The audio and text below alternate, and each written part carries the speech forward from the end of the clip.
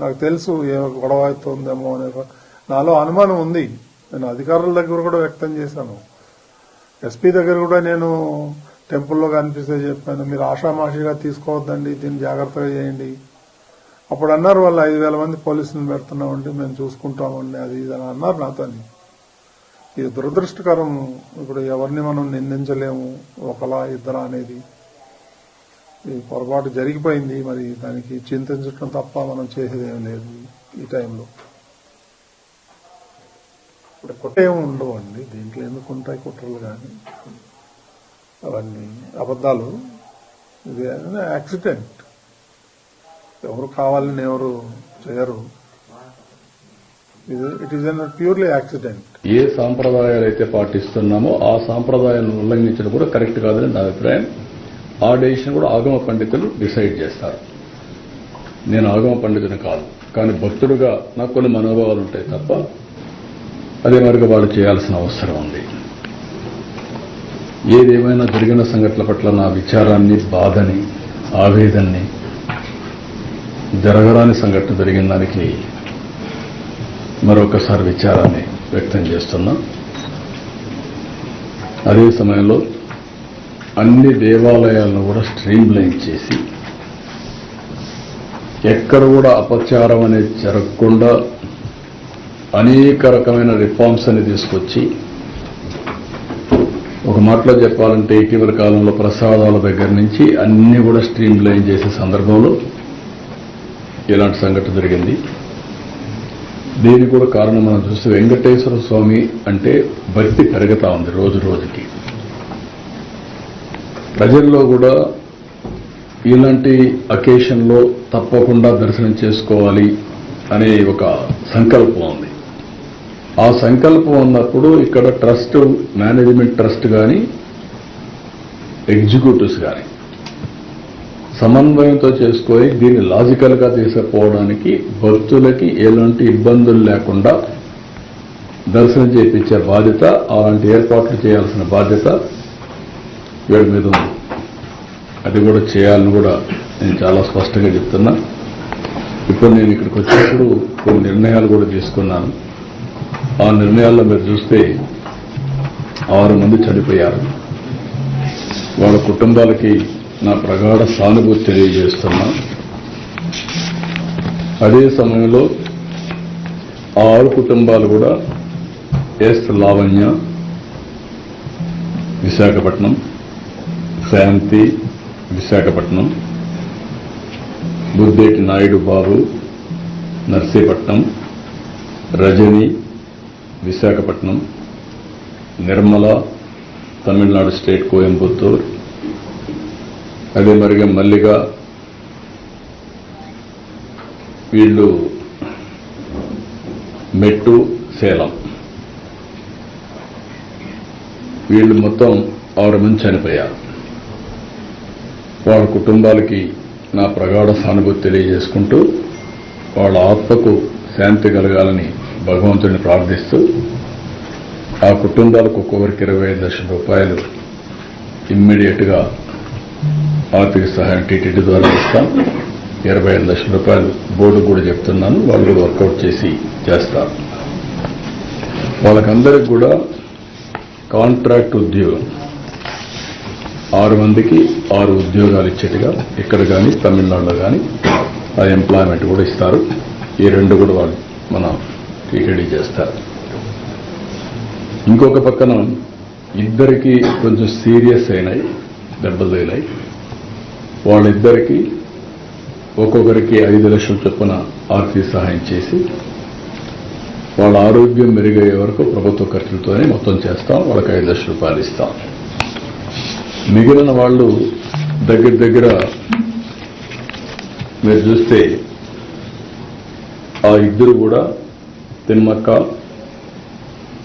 2 ఈశ్వరమ్మ, 33 మందికి ఇంజరీస్ అయినాయి. ఆ 33 మందికి ఒక్కొక్కరు 2 లక్షల రూపాయల చొప్పున ఆర్థిక సహాయం చేసి వాళ్ళు వచ్చింది వైకుంఠ ఏకాదశి రోజున దేవుని దర్శనం చేసుకోవాలనుకుంటున్నారు. వాళ్ళ సంకల్పం చూస్తే ఈ రోజు కూడా నడవలేని పరిస్థితుల్లో కొంతమంది బాగా దెబ్బలు తగిలి కొంచెం ఇబ్బందుల్లో ఉన్న ఎట్టి పరిస్థితుల్లో రేపు దర్శనం చేసుకోవాలి అనే సంకల్పం ఉంది. వాళ్ళ సంకల్పాన్ని నెరవేర్చడం కోసం ఆ 33 మందిని ఈ ఇద్దరిని దర్శనానికి ఏర్పాటు చేస్తున్నాం. రేపు ప్రత్యేకంగా వాళ్ళకి దర్శనం ఏర్పాటు చేసి మనమే డబ్బులు ఖర్చు పెట్టి వాళ్ళ ఊర్లో వాళ్ళని చేర్చే బాధ్యత కూడా తీసుకుంటాం. అంతలోపల ఇవన్నీ కూడా ఫార్మాలిటీస్ అన్ని కంప్లీట్ చేస్తాం. ఇంకొక పక్కన ఇలాంటి సంఘటన జరిగినప్పుడు అడ్మినిస్ట్రేషన్ కూడా చాలా అప్రమత్తంగా ఉండాలి. ఇంకా మానిటరింగ్ మెకానిజమ్స్ కూడా పర్ఫెక్ట్గా ఉండాలి. నాకు అందులో కొన్ని లూప్ హోల్స్ కానీ లీకేజెస్ కానీ కనపడొస్తున్నాయి. అందుకే అక్కడ ఉండే ఆఫీసర్ ఎవరైతే ఉన్నారో డిఎస్పీ రమణ కుమార్ అయితే బాధ్యత లేకుండా పనిచేశారు. అదే మరిగా అరుణాథ్ రెడ్డి డైరెక్టర్ గోశాల, ఒకరు పోలీస్, ఒకరు అడ్మినిస్ట్రేషన్ పెడితే ఇద్దరు జరిగే అది జరగకుండా కాపాడవలసిన బాధ్యత వీళ్ళపైన ఉంది. జవాబుదారీతనంతో ఉండాలి, పనిచేయాలి. ఇద్దరు పనిచేయలేదు, ఇద్దరిని సస్పెండ్ చేస్తున్నాం. ఎవరైతే ఆఫీసర్స్గా ఉండి ఎస్పీ సుబ్బరాయుడు గారు కానీ, జేఈఓ గౌతమ్ కానీ, సివిఎస్ఓ శ్రీధర్ ముగ్గురిని తక్షణమే ట్రాన్స్ఫర్ చేస్తున్నాం. మనమంతా బాధ్యతతో ప్రవర్తించవలసిన వ్యక్తులు. మన వల్ల ఇలాంటి జరిగినప్పుడు వీళ్ళు కూడా బాధ్యత తీసుకోవాల్సిన అవసరం ఉంది. అది కూడా వాళ్ళకి ఇది చేస్తాం. ఇదైన తర్వాత ఒక జ్యుడిషియల్ ఎంక్వైరీ కూడా వేస్తున్నాం. వాస్తవాలన్నీ అధ్యయనం చేసి నాకు గవర్నమెంట్కి రిపోర్ట్ ఇస్తారు. ఇలాంటివి ఎక్కడా జరగడానికి వీలు లేదు. గవర్నమెంట్ చాలా స్పష్టంగా ఉన్నాం. జరిగిన దానికి చాలా బాధపడుతున్నాం. దురదృష్టకరం, చాలా బాధాకరమైంది,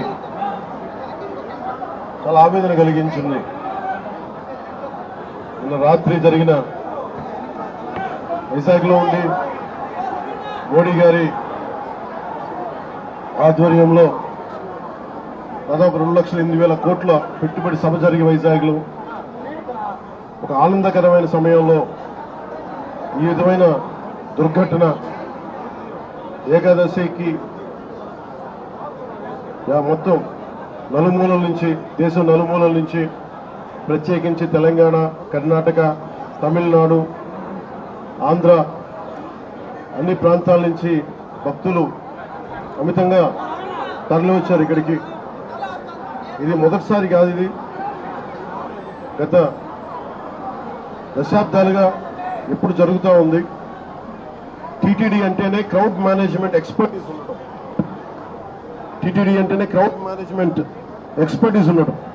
ఎందుకు ఈ దురదృష్టకరమైన సంఘటన జరిగిందనేది మొత్తం మాట్లాడాను. సంఘటన స్థలానికి వెళ్ళాను. ఆ పార్క్లో ఏ విధంగా పెట్టారు, ఏ సందర్భంలో జరిగింది, అలాగే ఇప్పుడు వచ్చి ఎవరైతే గాయపడ్డారో వారందరినీ పేరు పేరున పరామర్శించాం. వారి ఆవేదన అర్థం చేసుకున్నాం. ఒకటే చెప్పాను, రాష్ట్ర ప్రభుత్వం తరపు నుంచి మనస్ఫూర్తిగా తప్పు జరిగింది, బాధ్యత తీసుకుంటున్నాం. క్షమాపణలు రాష్ట్ర ప్రజలందరికీ, వెంకటేశ్వర భక్తులందరికీ, ఏడుకొండలవాడి భక్తులందరికీ, హైందవ ధర్మాన్ని నమ్మిన ప్రతి ఒక్కరికి, క్షతగాత్రులైన వారికి, ప్రతి ఒక్కరికి, ప్రాణాలు కోల్పోయిన వారికి, వారి కుటుంబాలకి, స్నేహితులకి, బంధువులకి తప్పు జరిగింది. మనస్ఫూర్తిగా రాష్ట్ర ప్రభుత్వం క్షమాపణలు అడుగుతుంది. 2 చేతులెత్తి క్షమాపణలు అడుగుతుంది. జరగకుండా ఉండాల్సిన సమయం ఇది. చాలా ఆనందంగా దర్శనం చేసుకొని వెళ్ళిపోవాల్సిన సమయం ఇది. ఇలాంటి సమయంలో ఇలా జరగటం, లోపల ప్రతి ఒక్కరితో మాట్లాడితే నాకు అర్థం కానిది ఏంటంటే, ఎప్పుడు ఇలాంటి దుర్ఘటన జరగల. కేవలం ఇది ప్రతి చోట వినిపిస్తుంది క్రౌడ్ మేనేజ్మెంట్ సరిగ్గా జరగలేదు అని. ముఖ్యంగా ఆడవారి ఇక్కడ నలిగిపోవడానికి ప్రత్యేకించి చాలా సేఫ్ ప్లేస్ ఇది. మిగతా మనకి టికెట్లు ఇచ్చే చోట కంటే కూడా ఇది క్షేమం అని చెప్పి అందరూ ఎక్కువ మంది మహిళా భక్తురాలు ఇక్కడికి వచ్చారు. ఇది చంద్రగిరి తిరుపతి నియోజకవర్గానికి అందుబాటులో ఉండే కేంద్రం ఇది. దానివల్ల ఎక్కువ ఒత్తిడి ఉంది. పోలీసులను పెట్టారు, టీటీడీ సిబ్బంది ఉన్నారు. ఇంతమంది ఉండి కూడా 6 మంది ప్రాణాలు కోల్పోవటం, 24 మంది పైన క్షతగాత్రులు అవ్వటం ఇది చాలా ఆవేదన కలిగించింది.